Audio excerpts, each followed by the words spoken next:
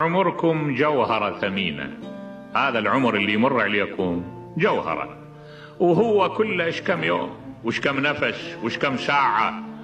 لا تضيعوها باللهو واللعب بس، ترى هي غالب عليها اللعب واللهو. اخذوا الجانب الجاد من الحياة، الجانب الجاد من الحياة اللي يخلدكم، لأن أنت اللهو واللعب ما يخلدك. شنو اللي يخلدك؟ يخلدك نظرية علمية، يخلدك عمل صالح، يخلدك خير لوجه الله، يخلدك خدمة الإنسان، الملكات الكريمة، السجايا الفاضلة، الخلق العالي.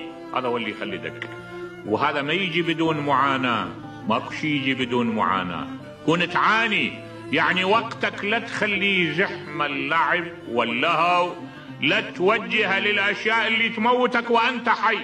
هذا يموتك وأنت حي، هذا يجمد تطلعاتك، يجمد فكرك، يجمد أخلاقك، يجمد عبقريتك ونبوغك. بينما إذا اتجهت بخط علمي، بخط أخلاقي، بخط عملي، تقدر تبدع وتنتج وتفيد الإنسانية.